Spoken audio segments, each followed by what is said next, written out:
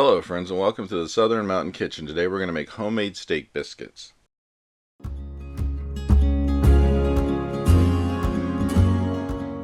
So we're doing this in two parts. The first is going to be the steak, the second is going to be the biscuits. So we're starting out with a cup of buttermilk, which we're adding 1 large egg to this.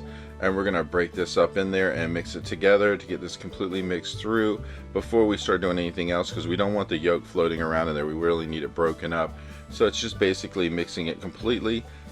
And then after that, we're going to go ahead and put together the stuff that's going to be the actual breading for these. So we're going to start out with about 3/4 of a cup of flour, and that's all-purpose flour. And then we're going to add to this about 1/5 of a cup of breadcrumbs, because this is going to be the outer part of our steak biscuit.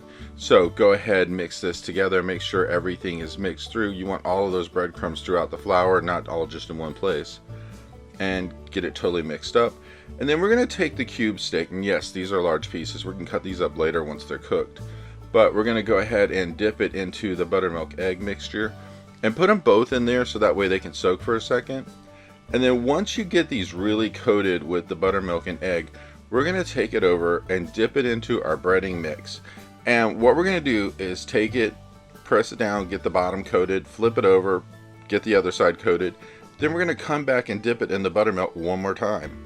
And then after that, bring it back and dip it into the breading again on each side. So that way you got a really thick coating on the outside. You're just basically double dipping this until we get it completely covered. And that way, this is going to have a really thick outer edge on it. And that's going to be really great when you cook it, because it's going to have such a wonderful taste, but it's actually going to have some little bit of a bite to it. So go ahead and do this, like I said, at least 2 times, and then we're going to set this to the side. And then you're going to bring out your next piece, and you're going to do this all over again. So go ahead and get it really coated, then bring it over and get it into the flour mix, and press it down a little bit so that way you can really get a coating on it. And then we're going to flip it over, do the other side, dip it again in the buttermilk, and just do this all over again. Now, sometimes when you're doing this, some of your breading is going to come off when you put it into the buttermilk, but that's perfectly fine, because when you bring it back over, you're still going to get some more on it. So go ahead and flip that over again, and as you can see, these are really coated. And that's going to be really great when you're frying it, because you're going to have a really good, kind of a crispy outside to it, which is really great, because you want that edge on it when you go to bite into it. So, in a skillet, we're going to go medium-high heat, and we're going to put about 1/4 of a cup of oil in our skillet to cook in. And we're going to bring this up to temperature. Now, as it's coming up, you're going to notice that it's going to get hot, and you're ready to put these in. You don't want to put them in when your oil is cold. It really won't do very well for you, because you're just going to end up with something a little bit greasy that way. So go ahead and get them in, let them start cooking. Now, as you're cooking these, you're going to have them cook for about 4, almost 5 minutes on each side. And we're going to flip them as we go. But along the way, we're going to season them. So what you're going to need for this is basically, you're going to have about 1/2 teaspoon of salt, 1/2 teaspoon of pepper that we're putting on top. Then you're going to add 1/4 teaspoon of steak seasoning and 1/4 teaspoon of adobo seasoning. Now, when you're doing this, you're not using it all on one side. You're going to use about half of your seasoning on one side. Once it cooks, flip it, use the other half on the other side.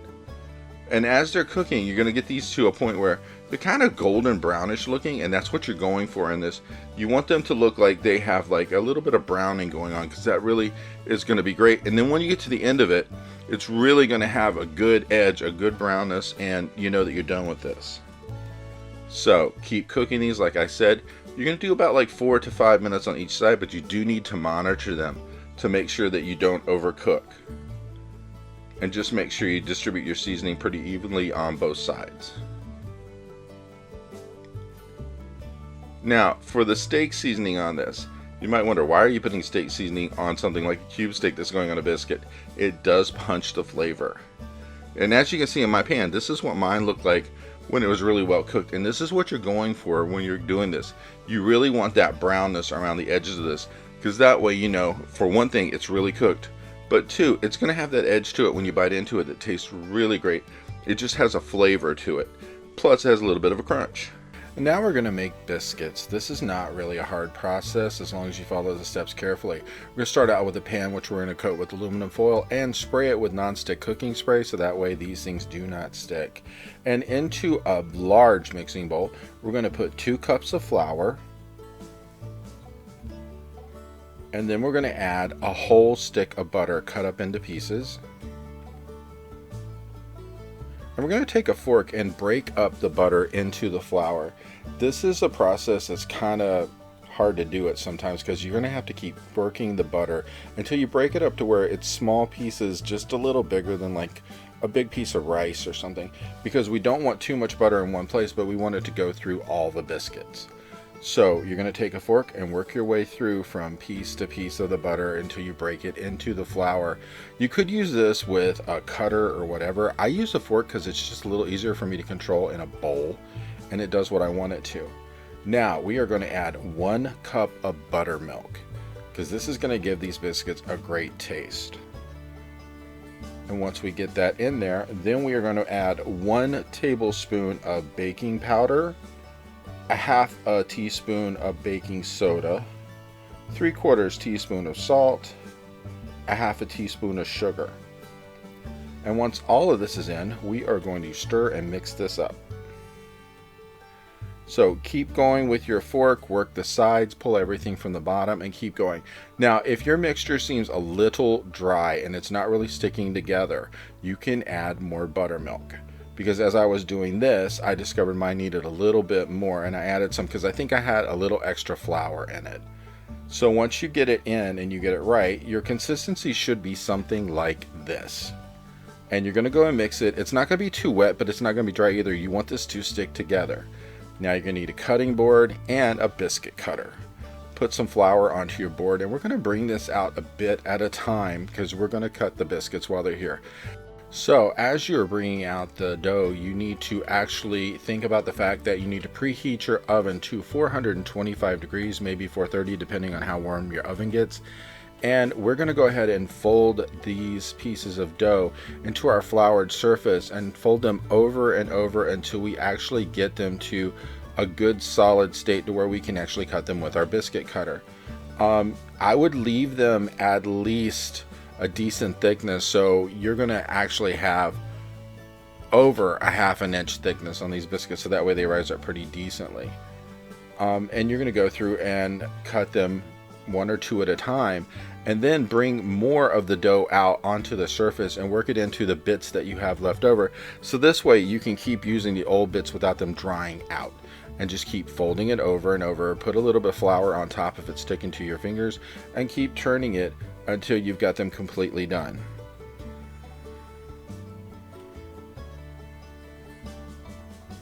So as you can see, I have folded these kind of long so that way when I cut them, there's no problem with actually making my way through the biscuits and having at least 2 of them on each stack.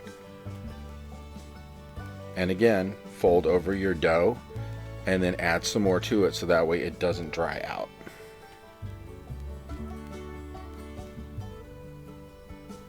And just, if you have to, put a little flour on top, fold it over until you get this flat and like totally sealed together to where you can actually cut again.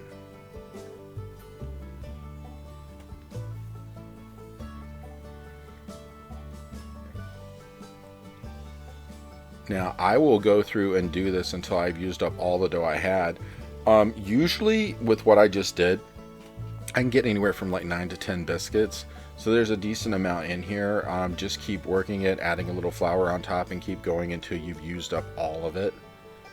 Because usually at the end of when I've gotten my 9 biscuits or so, 10 biscuits, there's just a little bit of the dough left over. And then you can basically just ball that up and make it into just a throwaway biscuit on the side, which, you know, I usually do that and feed it to the dog, but it's something that, you know, you're going to get a decent amount of these out. So keep going, keep cutting until you've gotten them all done. And then on our pan that we already sprayed, we're going to line the biscuits up like this and get them ready for the oven. And when they come back, they'll look something like this. Now, you're going to need to take some melted butter and go over the tops of them, because this helps clean up any extra flour which might be on top of it, but also gives them a really golden appearance. So go ahead and work your way through each one, and after they set for a few minutes, then you're ready to cut and use. You can actually add whatever you like to these.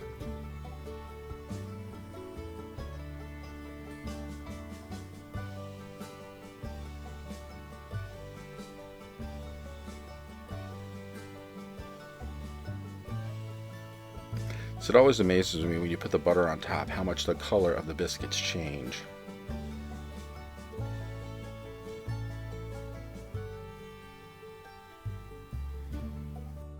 And when you're done, this is what it looks like. And this is really wonderful to eat. I hope you liked this video, and if you did, please like and subscribe. And if you get a chance, check out the Southern Mountain Kitchen website, where you can get a free recipe, check out the cookbooks available from the Southern Mountain Kitchen, and if you'd like to, you could order a cookbook at a discounted price, cheaper than Amazon, with shipping that is also cheaper than Amazon. So if you get a chance, check it out, and I hope you have a great day.